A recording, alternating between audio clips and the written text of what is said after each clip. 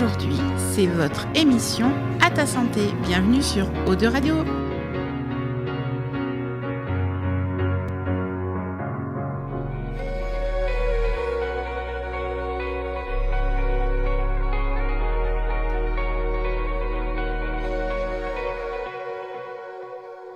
Bonjour à toutes et à tous. Bonjour Guillaume à la technique et Audrey Mollier, notre invitée du jour. Quel bonheur et plaisir de vous retrouver pour votre émission À ta santé sur les ondes de O2 Radio 91.3 et sur internet o2radio.fr. À ta santé, l'émission de radio qui parle aussi bien de la santé humaine que de la santé animale. On est parti pour votre émission santé et aujourd'hui j'ai le plaisir d'accueillir Audrey Mollier qui nous parlera de comment se reconstruire après la maladie. Comment ça va Audrey ? Ça va très bien, bonjour tout le monde. Eh bien, avant de commencer notre sujet, on va écouter la première musique, la première chanson, c'est Serre-moi de Trio.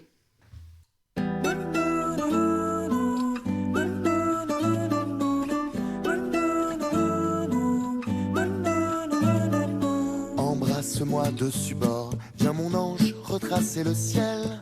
J'irai crucifier ton corps, pourrais-je dépunaise tes ailes, embrasser, te mordre en même temps, enfoncer mes ongles dans ton dos brûlant, te supplier de me revenir et tout faire au tout pour te voir partir. Et viens, emmène-moi là-bas, donne-moi la main que je ne la prenne pas, écorche mes ailes, envole-moi et laisse-toi tranquille à la fois. 1000 fois entrelaçons-nous et lassons-nous même en dessous. Serre-moi encore, serre-moi jusqu'à étouffer de toi. Il y a des salauds qui pillent le cœur des femmes et des femmes qui ne savent plus trop d'où l'amour tire son charme. Papillons de fleur en fleur, d'amour en amour de cœur. Ceux qui n'ont qu'une étoile ou ceux qui brûlent leur voile. J'aime tes larmes quand tu aimes, la sueur, le sang, rendons-nous amants qui se passionnent, qui se saignent. J'aime quand mon écorché est vivant. Je ne donne pas long feu à nos tragédies, à nos adieux. Reviens-moi, reviens-moi, tu partiras mieux comme ça. Il y a des salauds qui pillent le cœur des femmes et des femmes qui ne savent plus trop d'où l'amour tire son charme. Papillons de fleur en fleur, d'amour en amour de cœur. Ceux qui n'ont qu'une étoile ou ceux qui brûlent leur voile.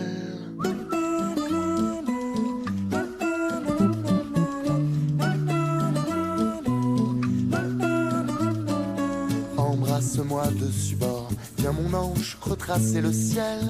J'irai crucifier ton corps, pourrais-je dépunaiser tes ailes, embrasser, te mordre en même temps, enfoncer mes ongles dans ton dos brûlant, te supplier de me revenir et tout faire au tout pour te voir partir. Et viens, emmène-moi là-bas, donne-moi la main que je ne la prenne pas, écorche mes ailes, envole-moi et laisse-toi tranquille à la fois.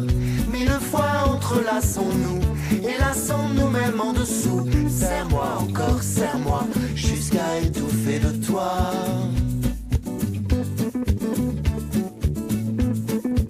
Serre-moi encore, serre-moi jusqu'à étouffer de toi.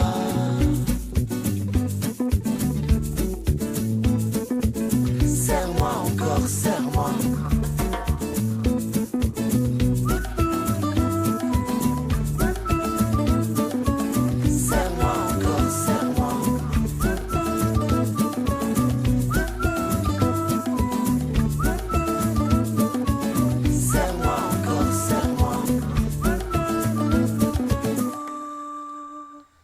Pour les auditeurs qui nous rejoignent aujourd'hui dans l'émission À ta santé, Audrey Mollier nous parle de comment se reconstruire après la maladie. Mais avant d'aborder le sujet sur comment se reconstruire après la maladie ou avec le handicap, puisque nous en avions déjà un peu parlé, Audrey, je souhaiterais que tu te présentes en quelques mots, s'il te plaît.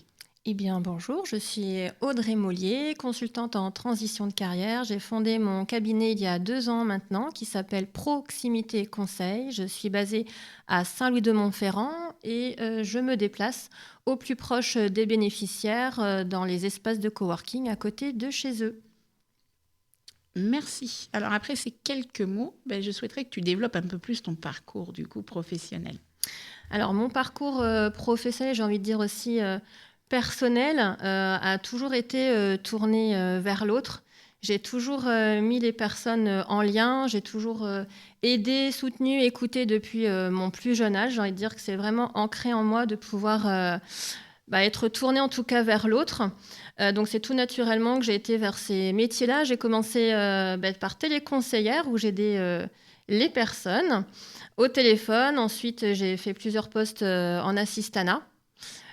Puis, assistante d'agence, j'ai commencé à travailler avec des intérimaires pour les aider à retrouver un poste, jusqu'à consultante en transition de carrière, où j'ai passé plus de 10 ans dans un cabinet où j'accompagne les personnes licenciées économiques sur leurs projets professionnels. Et donc, jusqu'à monter mon cabinet maintenant, donc il y a 2 ans, pour vraiment mettre l'humain au centre des personnes. C'est vraiment ma valeur cardinale de pouvoir aider les personnes. Et j'ai à cœur d'accompagner vraiment les personnes vers un projet professionnel qui pourront assurer un projet qui sera réaliste et réalisable. Merci, c'est beau. Merci. Eh bien, nous allons passer à notre deuxième pause musicale. Alors, ça ira de Vita et Slimane.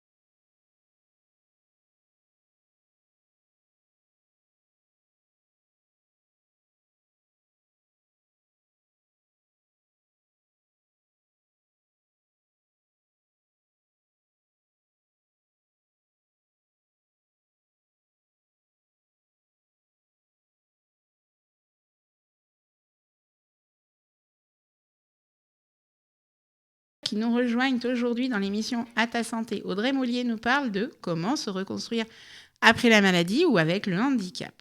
Si vous avez envie de réécouter l'émission, elle sera rediffusée jeudi 8 février à 10h. Et nous allons donc continuer, chère Audrey. Et je souhaiterais savoir pourquoi tu as choisi ce thème de reconstruction après la maladie ou avec le handicap, du coup. C'est un thème qui me touche tout particulièrement parce qu'en plus de 15 ans d'accompagnement, en tout cas à être au contact des personnes, forcément qu'on accompagne des personnes qui ont des maux MAUX.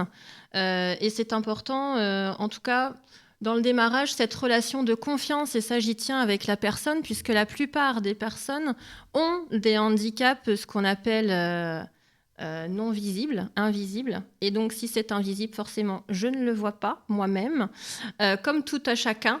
Et donc c'est tout un travail de mettre la personne en confiance dans les premiers instants où elle est en face de moi, elle se confie sur sa situation professionnelle et vient dans un second temps, et bien par le travail de la mise en confiance, le fait de se confier sur ses maux et sur son handicap ou sur sa maladie.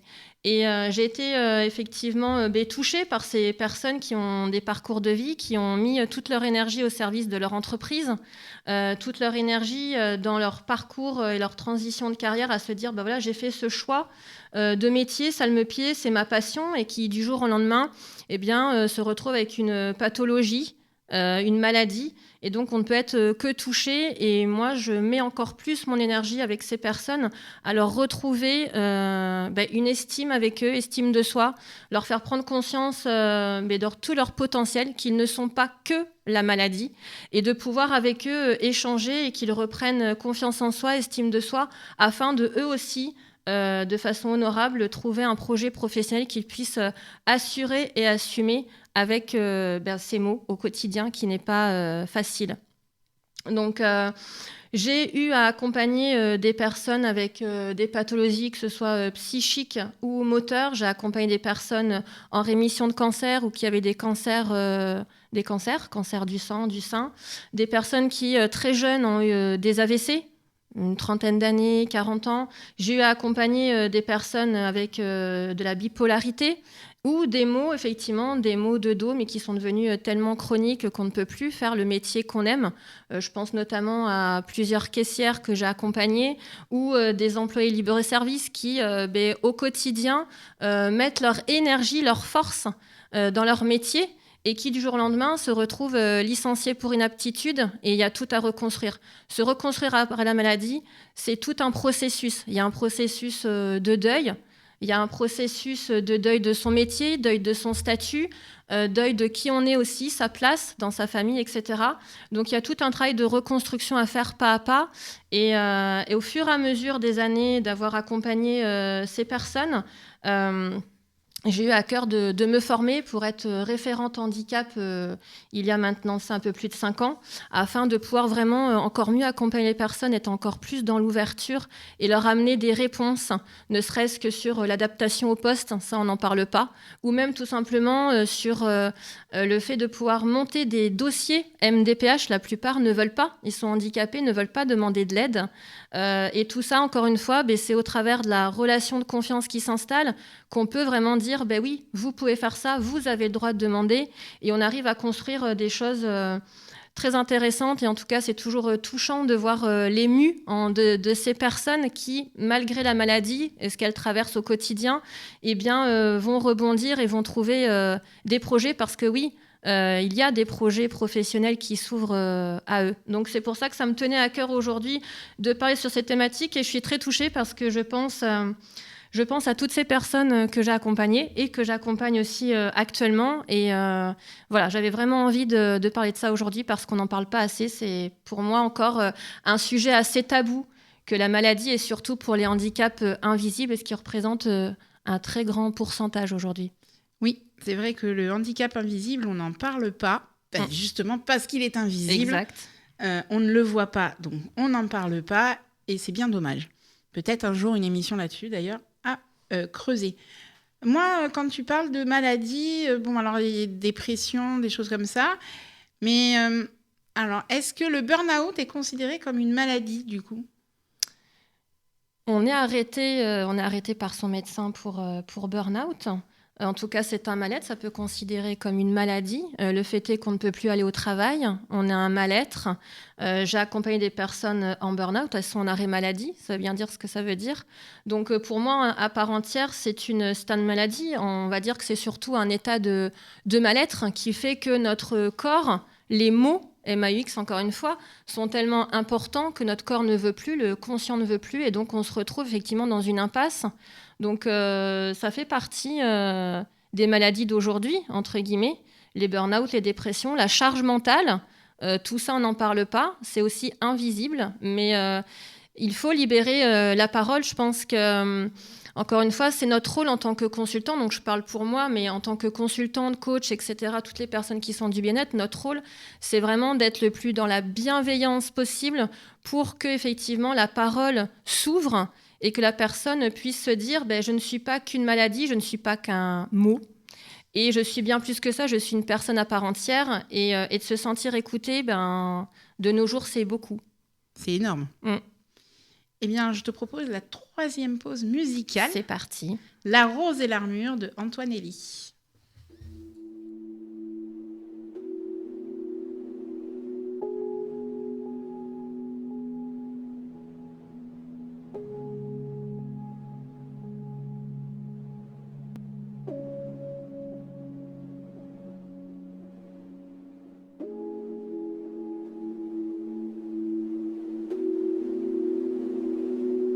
Suivant la longue métamorphose qui m'éloigne de mon passé, j'ai croisé une rose qui ne pouvait pas avancer. Pas qu'elle n'ose pas la chose, mais n'y avait jamais pensé. Depuis toujours tenant la pose quand les regards l'éclaboussaient. Elle a la couleur de l'amour, bien que je ne l'ai jamais croisée. Bien qu'à la lumière du jour, les fleurs sont toutes belles à crever. Alors j'ai mis la route en pause, à ses côtés me suis posé. Puisque cette rose semblait mon rose d'être seul au jour achevé. Ma rose, ma rose, ma rose, ma rose, écoute mes murmures. Ma rose, ma rose, ma rose, ma rose, tu peux être sûr que tu ne seras plus jamais seul pour franchir les murs. Il y a de la place sur mon épaule pour une rose et son armure. Suivant la course du soleil avec nos yeux fatigués, on s'est raconté nos merveilles et nos tristesses irriguées. On n'avait pas grand chose à faire, alors on s'est allongé. Avec ma rose, j'ai fait la guerre à mon envie de voyager. Mais au matin, la route appelle, alors je lui ai proposé si elle osait me faire l'honneur d'avancer à mes côtés. Même si ton armure est trop lourde, bien qu'elle t'ait toujours protégée, sache que la vie est sourde quand elle ne doit pas nous blesser. Ma rose, ma rose, ma rose, ma rose, écoute mes murmures. Ma rose, ma rose, ma rose, ma rose, tu peux être sûr que tu ne seras plus jamais seul pour franchir les murs. Il y a de la place sur mon épaule pour une rose et son armure. Traversant tous les bruits du monde avec ma fleur à mes côtés, me nourrissant à chaque seconde de sa douceur et sa beauté. J'ai croisé un ruisseau immonde qui a cru bon de refléter l'image d'un monstre aux plaies profondes, un guerrier triste et abîmé. Comment ma rose peux-tu subir pareille offense à ta splendeur? Et comment puis-je réussir à oublier quelle fut l'erreur de t'arracher à ton jardin à cause d'un vide dans mon cœur? Mais elle m'arrête et puis m'embrasse, ma rose rit et moi je pleure. Ma rose, ma rose, ma rose, ma rose, écoute mes murmures. Ma rose, ma rose, ma rose, ma rose, maintenant je suis sûr que je ne serai plus jamais seul pour franchir les murs. Il y a de la place sur mon épaule pour une rose et son armure. Ma rose, ma rose, ma rose, ma rose, que ça peut être dur. Ma rose, ma rose, ma rose, ma rose, depuis que ma vie dure, je n'avais jamais eu personne pour guérir mes blessures. Jusqu'à ce qu'un jour une rose vienne se poser sur mon armure. Pour les auditeurs qui nous rejoignent aujourd'hui dans l'émission À ta santé, Audrey Mollier nous parle de comment se reconstruire après la maladie ou avec un handicap. On a bien vu qu'il y avait des handicaps qui étaient invisibles et qu'on n'en parle jamais. Si tu nous as dit pourquoi tu as choisi ce thème aujourd'hui, moi je souhaiterais maintenant que tu nous parles de l'outil que tu utilises, c'est-à-dire l'arbre de vie. Oui, mon outil préféré pour tous ceux qui me connaissent. Donc l'arbre de vie, avant toute chose, donc c'est un outil de développement personnel qui a été conçu pour les enfants africains, enfants qui avaient vécu un génocide, enfants atteints de sida et enfants illettrés. Donc on va dire qu'on est quand même sur des sujets assez touchy. Le but de cet outil, c'est de se vouloir adapter à tout, simple d'utilisation et de pouvoir faire un vrai travail d'introspection facile. Et ça se veut surtout quelque chose de positif. Pour ces enfants, il faut reprendre le contexte. Ces enfants n'ont pas de famille, sont à l'hôpital, sont tout seuls. Le but, c'est vraiment de mettre en place tout le positif de leur vie et de pouvoir se dire qu'ils ne sont pas tout seuls. Donc c'est un outil qu'on appelle des pratiques narratives. On peut très bien faire aussi dessiner un t-shirt, on peut faire dessiner un stade de foot. En tout cas, donc l'arbre de vie est arrivé dans les années 2010 en France par Dina Scherer, qui l'a mis en pratique aussi pour les enfants qui avaient des difficultés scolaires, qui avaient vécu un trauma, de l'inceste, etc. Donc on est encore sur des sujets assez sensibles. Et petit à petit, l'a emmené jusqu'aux adultes. Et donc aujourd'hui, la thématique, se reconstruire après la maladie. Pour ma part, l'arbre de vie, je l'ai moi-même utilisé en 2021. Moi-même, en 2020, j'ai eu des mots, MAUX, beaucoup de mots suite à mon parcours professionnel. Et je souhaitais, une fois être partie de mon entreprise, en 2021, je souhaitais trouver un outil qui me permette justement de mettre des mots et de pouvoir moi-même me reconstruire. Ah oui, mais des mots MOTS. Exactement. Et donc c'était important pour moi d'avoir un outil justement facile d'accès qui pouvait faire vraiment un travail d'introspection en douceur. Vous pensez bien qu'en 15 ans j'en ai utilisé plein, des outils de développement personnel pour faire parler les gens. Et m'est arrivé ce bel outil. D'ailleurs je remercie Emmanuel qui m'a présenté cet outil. Il m'a dit écoute Audrey, je pense que cet outil peut vraiment t'aider et aidera forcément les bénéficiaires que tu accompagneras un jour. Et il a eu raison. C'est vraiment un outil qui m'a permis, en tout cas à moi, de vraiment me libérer la parole et de voir le positif. Et c'est un outil vraiment qui m'a aidée. Et donc aujourd'hui, il me tient à cœur effectivement de pouvoir en parler au plus grand nombre et de dire que ça peut vraiment aider les personnes. Sur la thématique de la reconstruction après la maladie, je l'ai utilisé auprès de personnes en rémission après un cancer du sein. Je l'ai utilisé sur une personne qui a fait 2 AVC à 40 ans. Je l'ai utilisé sur des personnes qui ont été licenciées pour inaptitude. Et le fait est que se reconstruire après la maladie, c'est ça, c'est tout un processus. Donc l'arbre de vie permet de pouvoir mettre en mots sur plusieurs étapes. Donc l'arbre de vie, je le fais dessiner en séance. La séance dure à peu près 2h30. Et le but, c'est qu'en cette étape, donc, on dessine l'arbre. Donc, c'est une métaphore de l'arbre. On va commencer par les racines. Les racines, c'est l'ancrage. L'ancrage, c'est tout le positif déjà qu'il y a eu. On est vraiment sur ce côté positif. Une petite précision quand même pour les auditeurs, il n'est pas nécessaire de savoir dessiner, ce qui est mon cas d'ailleurs. Mais je l'ai vécu avec Audrey, l'arbre de vie. Moi, je ne sais pas dessiner et je vous assure qu'on n'a pas besoin. C'est vrai que j'ai encore fait un atelier ce matin. Tout le monde me dit, mais je ne sais pas dessiner. Alors, il n'y a pas besoin de savoir dessiner. On est juste là pour libérer ce qu'on a libéré. On fait ses racines, on fait ce qu'on peut. Et ça donne de très beaux arbres. Vous pourrez aller sur mon site internet. Il y en a quelques-uns ou sur mes réseaux. Vous verrez que les arbres sont magnifiques. Là, entre guillemets, j'ai envie de dire, l'important, c'est les mots qu'il y a dedans et le sens qu'on y trouve. Donc on commence par les racines, l'ancrage, tout ce qui a été positif dans la vie. On y passe quand même plus d'1 heure parce que c'est vraiment ce qui est important. Recréer du lien, retrouver tout ce qui a été positif. On va parler aussi sur le sol des besoins, ce dont on a besoin. On a besoin de tendresse, de temps pour soi, de retrouver de l'estime, etc. On va être sur le tronc. Le tronc, on va reprendre toutes les qualités, les compétences. Parce qu'encore une fois, quand on a la maladie, on n'est plus qu'une maladie. Non, justement, c'est retrouver aussi de l'estime et la confiance et de se dire, j'ai des capacités, j'ai des compétences. Alors oui, certaines, je peux moins les faire parce que fatigabilité, etc. Mais je suis toujours autant curieuse, passionnée, créative, imaginative. Ça, c'est en moi. Donc c'est important, on commence déjà à mettre en place cette estime de soi et reprendre confiance en soi au travers déjà de ça. Et on va monter avec les branches, avec bien sûr toutes les envies, les projets.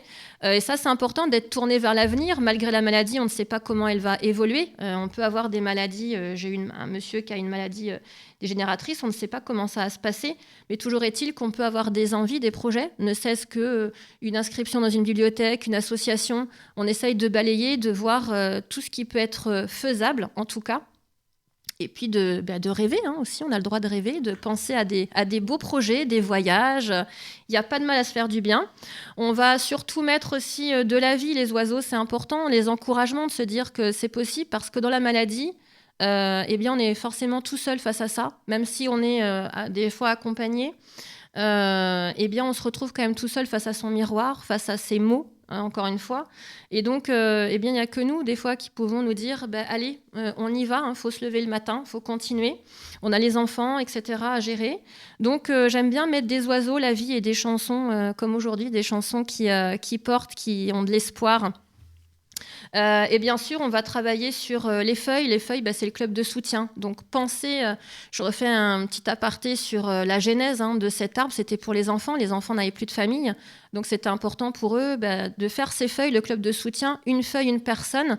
Quand on voit qu'il y avait l'infirmière, le copain de chambrée, le copain de lecture, ils se disaient « Waouh, j'ai déjà 20 feuilles !» Mais oui, tu n'es pas tout seul. Et c'est ce que j'exprime aussi avec les personnes qui sont malades que j'accompagne. Et oui, c'est dans les problématiques de vie qu'on voit qui sont les vrais amis, la vraie famille. Et bien, même s'il y a 2-3 feuilles, c'est déjà très important de se dire « Ces personnes-là sont là pour moi ». Quand je les appelle, ça me fait du bien, je les identifie. Et après, on va aller chercher toutes les personnes qu'on croise dans les associations, etc. Et je suis très touchée quand les personnes, d'ailleurs, me mettent dans leurs arbres. Ça me fait toujours chaud au cœur, d'ailleurs. Et on termine par les cadeaux. Parce que malgré l'épreuve que ces personnes traversent, eh bien, il y a toujours des cadeaux. Dans la vie, même s'il y a des difficultés, à chaque difficulté, il y a toujours quand même des choses positives à voir. Donc, j'essaye toujours de voir avec eux le positif. Qu'est-ce que leur a appris de positif quand même, cette maladie ou ce handicap ? Qu'est-ce qu'est la moralité en fait de tout ça ? Il y a toujours du positif. Et on termine sur les cadeaux que les gens ont envie de s'offrir, parce que c'est important. De se faire plaisir à soi. De se faire plaisir à soi. Et ça, c'est très important. Donc, c'est vraiment une séance riche en 2h30. Se reconstruire après la maladie, on est sur un pan de vie de la personne et on est en train de travailler en 2h30 sur une première mue, quelque chose qui va vers le futur, vers un futur positif. C'est un temps dédié pour la personne pour qu'elle puisse se recentrer sur elle-même, de se dire que voilà, et encore une fois, je me répète, mais c'est vraiment important, elles ne sont pas que la maladie. Elles sont Sophie, Marc, etc. Et encore une fois, ça me fait penser à toutes ces personnes que j'ai accompagnées. Et ça, c'est très important. Et je trouve que cet outil est merveilleux pour ça, parce qu'il laisse la place et faire ce travail vraiment d'introspection en douceur. Oui, et puis sans jugement. Exactement, dans toute la bienveillance. Et ça, j'y tiens. Je suis vraiment dans le non-jugement, laisser parler la personne. Comme je dis, il n'y a pas de bonne ou mauvaise réponse. Il n'y a que leur parcours à elles. Et voilà, de les accompagner au mieux pour vraiment lâcher ce qu'elles ont à lâcher et ressortir de cette séance regonflée entre guillemets à bloc et de se dire waouh, en fait il y a du positif là-dedans, et de pouvoir s'en inspirer, puisque l'arbre de vie, c'est un outil vivant, c'est un arbre, on est dans la métaphore de l'arbre. Donc au quotidien, ces personnes peuvent le regarder, le compléter. On va rencontrer une belle personne, un infirmier, j'en sais rien, peu importe, un ostéopathe, que sais-je, je ne sais pas, peu importe. Et cette personne nous a fait du bien, ou dans une association, voilà, on a fait un atelier. Eh bien, c'est bien de continuer à faire durer et de se dire, surtout dans les projets, dans les branches, ça y est, j'ai réussi, je l'ai fait. Je me suis octroyé du temps, j'ai fait telle activité, j'ai pris mon abonnement à la médiathèque, j'ai été voir l'association Intel, et de se dire, ça y est, je l'ai fait, j'ai fait un pas. Et ça, c'est valorisant. Tout à fait. Et puis, voilà, c'est sans jugement. Il y a, comme tu l'as dit, ni bonne ni mauvaise réponse. De toute façon, ce sont leurs réponses, puisque nous ne vivons pas leur vie à eux. Exact. Et moi, par mon questionnement, voilà, c'est essayer de par mon questionnement, tout doucement, de faire aller la personne à se livrer, à se libérer et à mettre ce qu'elle a envie de mettre dans son arbre. Ce sera le sien. Et le fait est que quand elle va, le but c'est de l'afficher, ou en tout cas de l'avoir quelque part pour le regarder régulièrement, eh bien c'est qu'elle se dise « Waouh, oui, effectivement, je suis ça ». Donc quand il y a un coup de moins bien, forcément, comme tout à chacun, et encore plus quand on est malade, forcément il y a des périodes de doute, des périodes plus négatives entre guillemets que d'autres. On a le droit d'être pas bien. Et donc, effectivement, si on peut avoir un soutien, c'est un arbre, mais de se dire, voilà, j'ai accouché tout ça, il est quelque part, il est là, c'est positif, et on rebondit sur quelque chose. Et comme tu l'as dit, l'arbre, il est vivant, mais c'est un arbre de vie. Oui. Et moi, j'ai envie de dire vie, mais en grand, quoi. En lettres capitales, V-I-E, mais vraiment, quoi. La vie. Et on n'y pense pas assez quand on est malade. La vie, il faut la célébrer. La vie est belle à vivre, malgré qu'effectivement, la situation peut paraître compliquée. Mais il y a des choses à vivre et il faut le faire. Donc, c'est bien de pouvoir avoir Moi, je l'appelle en tout cas, pour moi, je l'appelle mon compagnon de vie. Et maintenant, j'aime à dire que j'ai même une forêt personnelle, puisque une thématique, un arbre. Et c'est vrai que sur les personnes qui sont venues me voir, en tout cas pour la thématique de la reconstruction après la maladie, je tends à leur donner ce conseil, c'est de revenir, après il faut le sentir, mais de revenir en famille. On peut faire un arbre de vie sur la famille, on peut faire un arbre de vie sur le couple, parce que quand on est malade, quand moi je pense à une personne que j'ai accompagnée qui avait un AVC, forcément toute la famille est concernée, n'est plus au même rythme. Quand on a, je pense à une dame qui est venue avec son enfant qui est malade, forcément le petit frère, oui maman, je vais pas au skatepark, faut qu'on aille voir le petit frère à l'hôpital. Oui, donc c'est bien aussi de pouvoir faire un arbre de vie de la famille, ou entre conjoints, ou entre frères et sœurs, pour libérer aussi la parole et de dire qu'il y a du positif, il peut y avoir des projets ensemble. Ensemble, on peut être plus fort, et ça permet aussi de remettre du lien entre tous, parce qu'effectivement, quand la maladie s'installe, y a des incompréhensions, il y a des tabous, des non-dits. Et effectivement, quand on est encore une fois sur un handicap invisible comme la plupart des personnes, le voisin ne comprend pas, même son propre mari ne peut pas comprendre certaines choses, ou en tout cas sa famille. Et donc, c'est bien aussi de pouvoir avoir un outil neutre qui permet aussi de libérer cette parole. Et on ressort vraiment aussi que du positif. Donc, en tout cas, si vous n'avez pas compris que c'était un bel outil et que je l'adore, voilà. Si, je pense qu'on a compris. On va passer à notre 4e pause. Allez, c'est parti. Justement, c'est dommage, de Big Flo et Oli.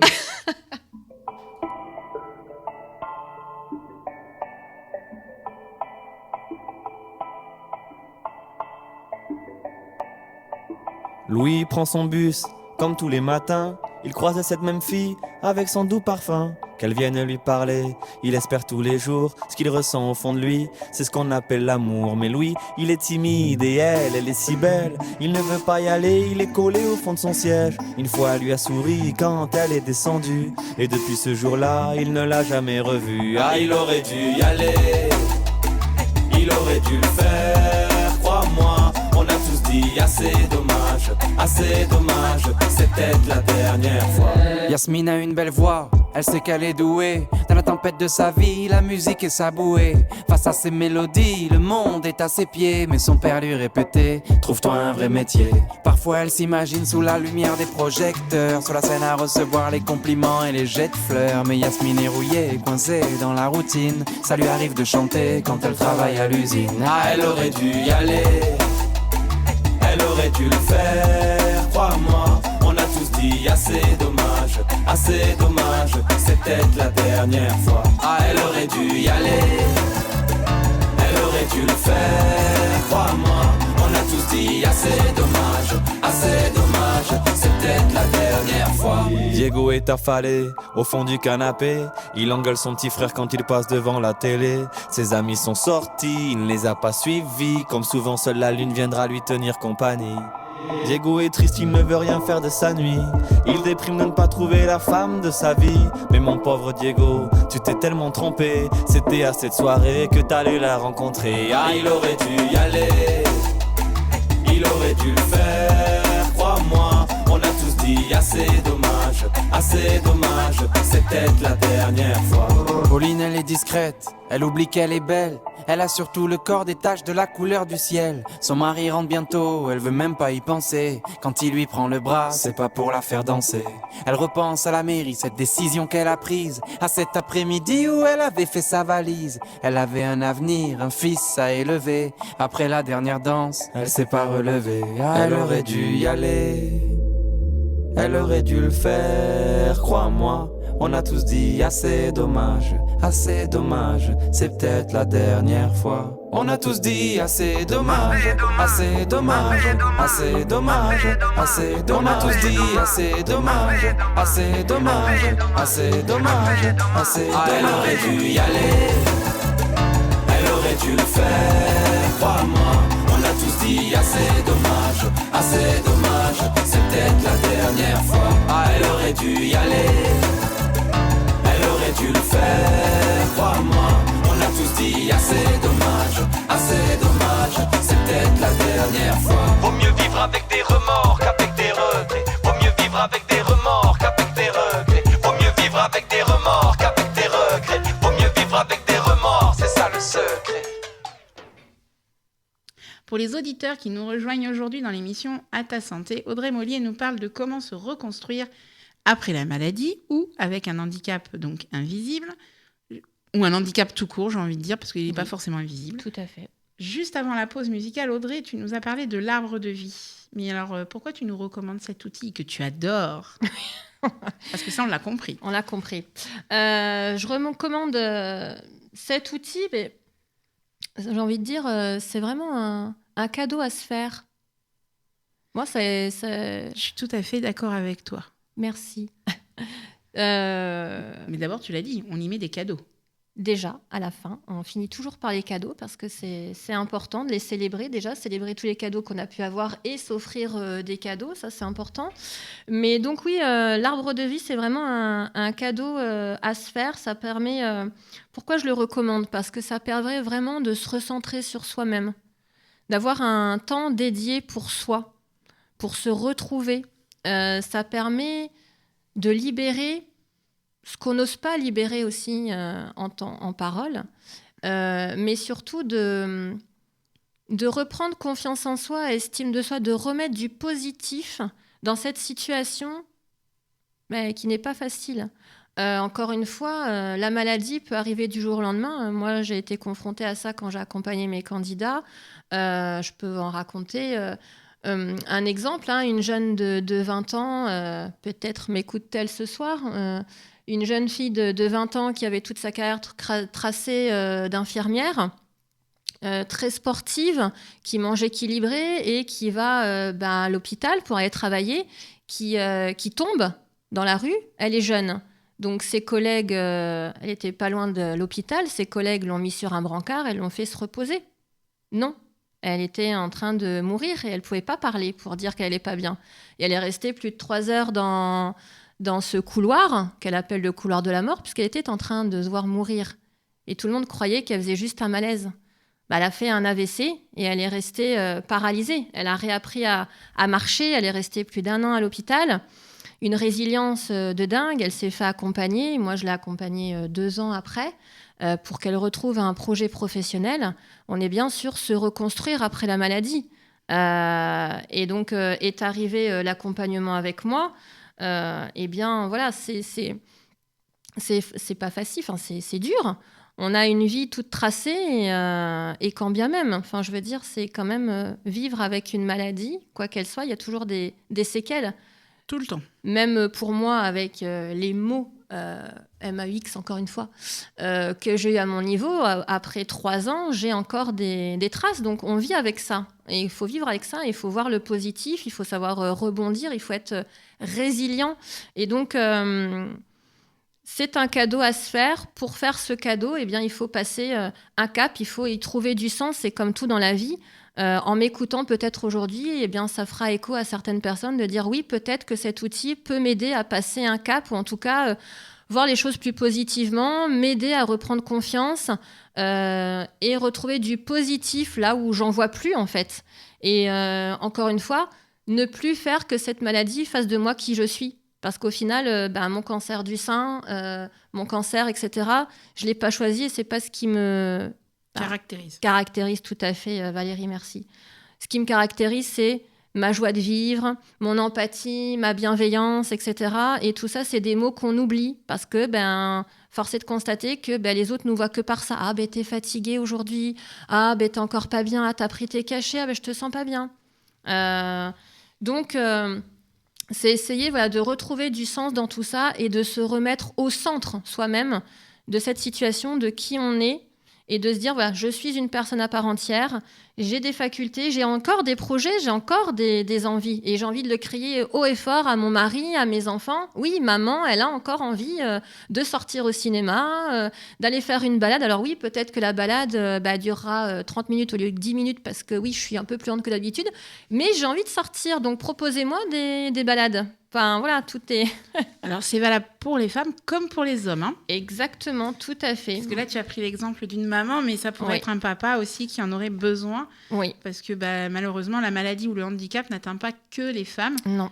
Même si c'est souvent ce qu'on pense, d'ailleurs, à tort. À tort. Parce que j'ai accompagné des messieurs qui ont été licenciés pour inaptitude parce que la maladie est arrivée, parce que ont usé leurs épaules, parce que usé leur dos, etc., qu'ils ne se sont pas écoutés, parce qu'on est tous des robots, on est tous, la société nous dit, et nos amis nous disent, il faut aller travailler, il faut passer au-dessus, et on ne s'écoute pas, on s'écoute pas, et ça fait effectivement un petit mal de dos qui continue et qui s'abîme, et ça fait des grosses fragilités, et des personnes qui sont licenciées pour inaptitude et qui se retrouvent avec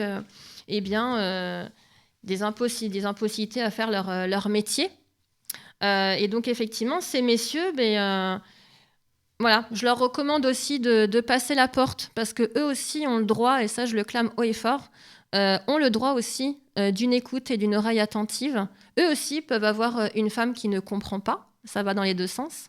Moi, j'ai eu des messieurs qui m'ont dit « mais je me sens seule. Ma femme ne comprend pas. Elle ne comprend pas. Elle n'a plus l'homme qu'elle avait avant. Je suis diminuée face à ma femme. » Eh bien, c'est aussi touchant qu'une femme, et c'est encore plus touchant quand c'est un homme qui ose le dire. Ah oui, parce qu'il faut dire que les hommes sont quand même très timides face à ça. Oui, alors on va parler aussi d'ego. Il y en a dans la salle. Il fait la tête. Mais on va le dire aussi, les hommes ont un ego, ils ont un rôle à jouer. C'est le patriarche, il y a beaucoup de valeurs. L'homme doit porter la maison, l'homme doit ramener la nourriture à la maison, doit payer les factures. On est encore là, en l'an 2024, hélas, pour la plupart. Il y a quand même un aura sur les hommes. Mais effectivement, quand on fait l'arbre de vie avec un homme, c'est aussi remettre ça au centre, c'est qu'ils sont un simple humain, ils font ce qu'ils peuvent. Et donc, il y a aussi tout un travail d'acceptation. La femme doit accepter parce qu'elle fait beaucoup, mais l'homme aussi doit accepter qu'à un moment, la femme peut prendre le relais. Enfin, il y a plein de choses qui ressortent. Donc, je recommande vraiment cet outil parce que c'est un bel outil qui est accessible à tout le monde. On parle des adultes, mais j'y tiens aussi, il y a les enfants qui peuvent être atteints de maladies. On peut avoir très tôt un diabète. J'ai une candidate qui a un petit de 7 ans qui a du diabète. Donc, on va faire un arbre de vie avec son fils. Voilà. Donc, ça peut, bien entendu, et hélas, toucher les enfants.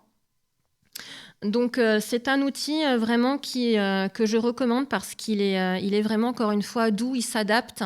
On dessine un arbre. Donc, tout le monde sait dessiner, tout le monde sait prendre son crayon et dessiner. Malgré que toi, Valérie, tu vas dire qu'on prend mal notre crayon. Hein. Ça, c'est une déformation professionnelle en ce qui me concerne. Mais tu dis savoir dessiner. Non, je ne suis pas d'accord avec toi parce que, franchement, il n'y a pas nécessité de savoir dessiner pour réaliser un arbre de vie. Non. Puisque moi-même, je ne sais pas dessiner. Non, il faut juste y mettre de soi, se lâcher, se faire plaisir à faire ses racines, son tronc. Sur le sol, on peut mettre de l'herbe. Moi, ce matin, j'ai des grands adultes qui m'ont mis de belles petites fleurs. J'ai eu un écureuil, un hibou. Voilà, on met ce qu'on veut.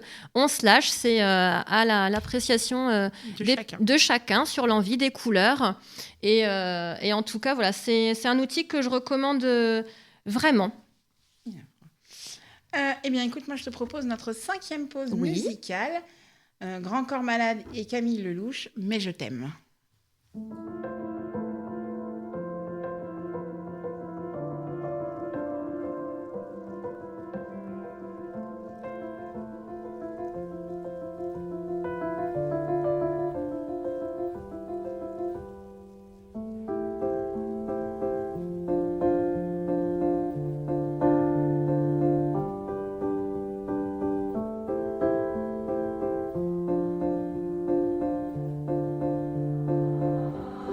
Raconte pas d'histoire, tu sais bien ce qui ne tourne pas rond.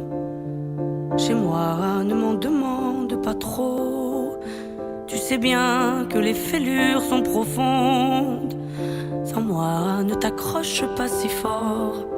Si tu doutes, ne t'accroche pas si fort.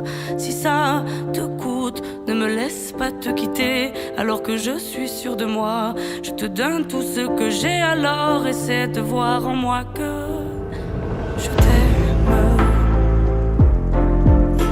Mais je t'aime, je t'aime, je t'aime. Je t'aime, je t'aime. Je t'aime du plus fort que je peux.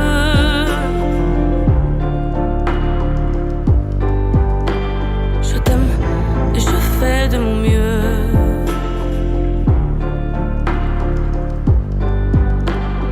On m'avait dit attends, tu vas voir, l'amour c'est un grand feu.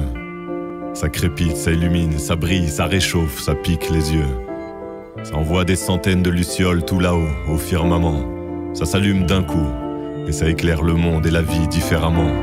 Nous on a craqué l'allumette pour l'étincelle de nos débuts. On a alimenté ce foyer de tous nos excès, de nos abus. On s'est aimé plus que tout, seul au monde dans notre bulle. Ces flammes nous ont rendus fous. On a oublié qu'au final le feu, ça brûle. Je t'aime, je t'aime, je t'aime, je t'aime. Je t'aime, je t'aime, je t'aime du plus fort que je peux.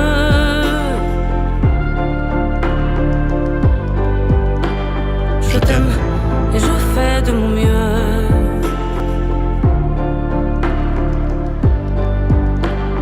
Je m'approche tout près de notre feu et je transpire d'amertume. Je vois danser ces flammes jaunes et bleues et la passion qui se consume. Pourquoi lorsque l'amour est fort, il nous rend vulnérables et fragiles? Je pense à nous et je vacille. Pourquoi depuis rien n'est facile? Je t'aime en feu, je t'aime en or. Je t'aime soucieux, je t'aime trop fort. Je t'aime pour deux, je t'aime à tort. C'est périlleux, je t'aime encore. Alors c'est vrai, ça me perd fort. Je t'aime pesant, je t'aime bancal. Évidemment ça me dévore. Je sais tellement que je t'aime mal. Si j'avance avec toi, c'est que je me vois faire cette danse dans tes bras. Tes attentes, j'en ai pas. Tu me donnes tant d'amour, tant de force, que je ne peux plus me passer de toi. Si mes mots te blessent, c'est pas ta faute. Mes blessures sont d'hier. Il y a des jours plus durs que d'autres. Si mes mots te pèsent, j'y suis pour rien. J'y suis pour rien. Rien. Mais je t'aime. Je t'aime. Je t'aime. Je t'aime. Je t'aime. Je t'aime. Je t'aime du plus fort que je peux.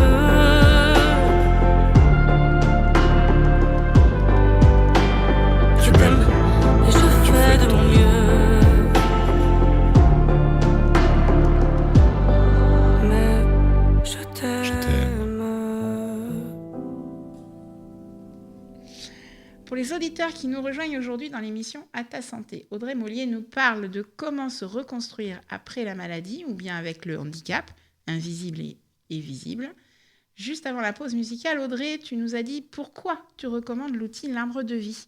Mais quel message souhaiterais-tu faire passer à nos auditeurs et auditrices donc pour clôturer presque ce sujet,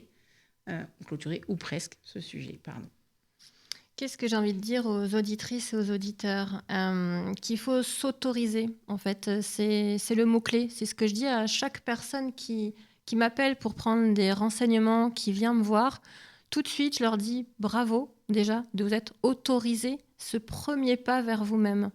Je pense que c'est le mot-clé, en fait, s'autoriser. On ne s'autorise pas assez de prendre soin de soi, de faire un pas vers soi. La société encore nous montre que c'est mal perçu. Mais pourquoi tu prends du temps pour toi, en fait? Il y a autre chose à faire. Ben non, la priorité ultime, c'est de prendre soin de soi, de prendre ce temps pour soi. Donc le message que j'ai envie de faire passer aux auditeurs et auditrices, c'est ça. C'est autorisez-vous, même si c'est pas facile. Je sais, au quotidien, les personnes, c'est ce que je leur dis, il faut que vous y trouviez du sens, il faut qu'il y ait cette petite graine en vous, il faut qu'il y ait ce déclic. Tant qu'on n'a pas le déclic, ça ne sert à rien.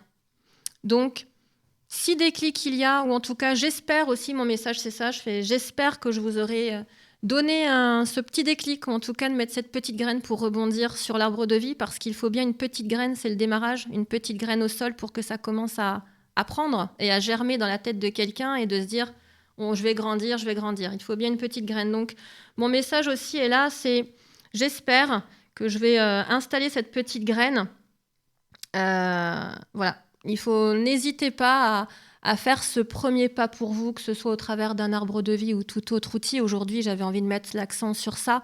Se reconstruire après la maladie, il y a plusieurs étapes dans le cheminement. On appelle ça la transition. Dans cette transition de vie, dans ce cheminement qui arrive, il y a plusieurs étapes. Il y a l'étape de deuil. L'étape est importante.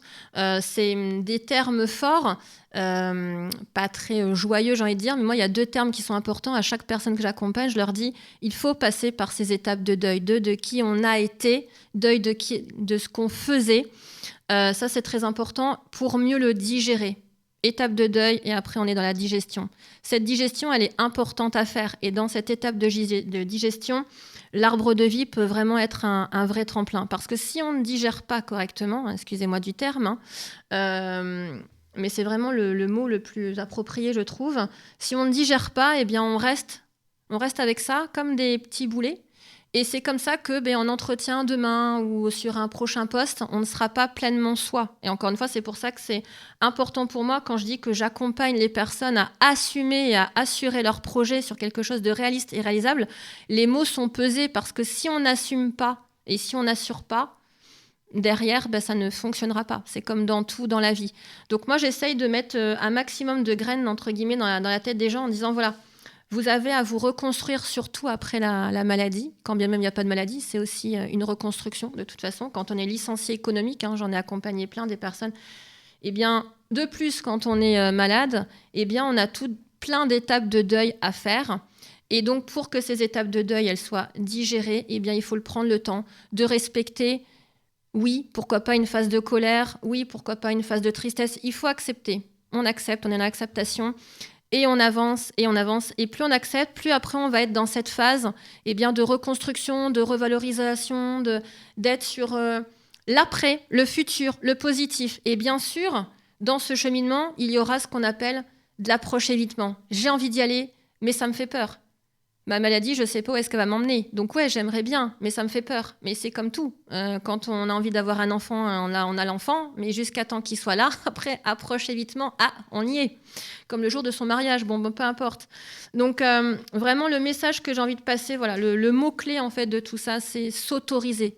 Que ce soit pour un arbre de vie ou en tout cas s'autoriser à appeler une tierce personne qui ne vous veut que du bien, qui est là dans la bienveillance, dans le non-jugement, qui est juste là pour avoir une oreille attentive, une écoute attentive, une écoute active, tout à vous, pour vous, qu'on soit une femme, qu'on soit un homme, pour un enfant, pour son enfant, eh bien encore une fois, c'est un cadeau à se faire et à s'autoriser à prendre. 2 heures et demie de temps dans une vie, c'est rien. C'est comme quand je fais un bilan de compétences, c'est ce que je dis, 3 mois dans une vie, c'est rien, mais c'est tellement important parce que ça peut être vraiment le démarrage de quelque chose. Et ça, c'est vraiment le message que j'ai envie de passer. Mais alors justement, si on s'autorise donc à passer le cap, comment on fait pour te joindre ? Eh bien, écoutez, j'ai un très beau site internet. On peut me joindre. J'ai un lien Calendly, comme on l'appelle, donc pour prendre un rendez-vous sur mon calendrier en ligne. On peut faire le point. On peut faire déjà un entretien d'1 heure qui est offert pour vraiment prendre le temps de discuter de la situation, de voir si l'outil de l'arbre de vie peut vraiment vous aider. Moi, mon rôle, c'est que vous puissiez trouver encore une fois du sens. Peut-être c'est cet outil, peut-être c'en sera un autre, mais en tout cas, voilà, de prendre le temps. Donc moi, je prends le temps de discuter avec les personnes, que ce soit au téléphone ou de les rencontrer directement à Saint-Louis-de-Montferrand, donc à mon espace de coworking ou à l'espace le plus proche de la personne. Encore une fois, mon cabinet, c'est proximité conseil. C'est pas pour rien, c'est que la valeur cardinale, c'est vraiment d'être proche des bénéficiaires que j'accompagne, ça j'y tiens, et de prodiguer des conseils. Donc ça mange pas de pain que de m'appeler, et je vous conseillerai avec plaisir. Pour t'appeler, il faudrait que tu nous donnes ton numéro de téléphone. Mais avec plaisir. Donc mon numéro de téléphone, c'est le 06 88 33 37 45. Le nom de la société, c'est pro-ximité-conseil. Jeu de mots, parce que professionnel de l'accompagnement depuis plus de 15 ans, proximité et valeur cardinale, et conseil, vous l'avez bien compris, vous pouvez venir me voir et j'aurai un plaisir de vous conseiller au mieux par rapport à votre situation. Moi, ce qui m'importe encore une fois, c'est vraiment la personne et de trouver la meilleure des solutions pour que celle-ci puisse libérer la parole et se sentir le mieux possible pour se reconstruire après la maladie ou pendant, puisque certaines maladies seront toujours là. Eh bien, merci Audrey. Merci Valérie. Je vais continuer avec quelques actualités avant la fin. Le don du sang, parce que c'est quelque chose qui m'intéresse, enfin, c'est pas m'intéresse, mais en tout cas m'interpelle et dit que il faut donner. Il faut donner son sang, oui. Voilà. Et je rappelle que en février, nous y sommes, mais que fin février, nous aurons la joie ou le bonheur de recevoir quelqu'un de l'EFS. Parfait. Qui va justement nous en parler, de ce don de sang. Et donc, du coup, demain, mardi 6 février, à la salle polyvalente de Coutras, on peut donner son sang de 15h à 19h. Le mercredi 7 février, à l'école Marcel Grillon de l'Aréole, de 15h à 18h45. Le vendredi 9 février, salle des Charruaux à Libourne, de 10h à 13h30 et de 15h à 19h. Lundi 12 février, salle de l'Ermitage Compostelle à Le Bouscat, donc à la ville du Bouscat, pardon, de 15h à 19h. Enfin, lundi 12 février, à la salle des fêtes de Pauillac, de 15h à 19h. Voilà pour les actualités sur le don du sang. J'ai été ravie d'accueillir Audrey Mollier pour nous parler de comment se reconstruire après la maladie ou avec le handicap visible et invisible grâce à l'arbre de vie. Cette émission sera rediffusée jeudi à 10h. Vous pouvez également la réécouter en podcast. La semaine prochaine, je recevrai Aurélie Pinto pour nous parler du Reiki. Et je remercie Guillaume pour la technique. Merci Guillaume. Merci Valérie. De rien.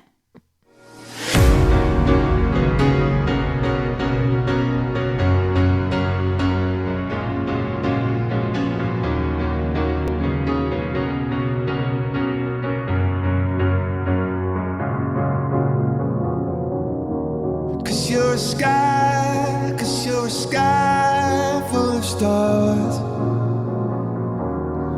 I'm gonna give you my heart.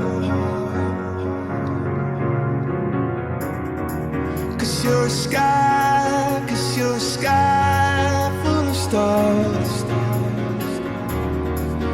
Cause you light up the park.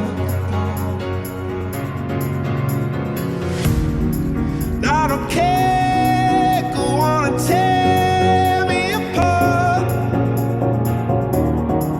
I don't care if you do.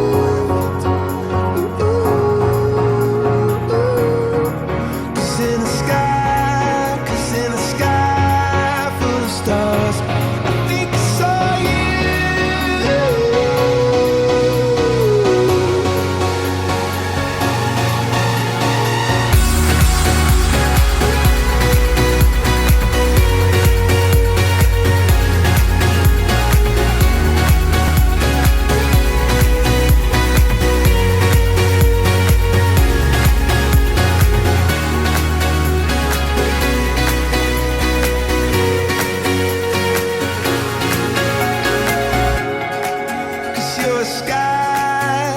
a sky full of stars.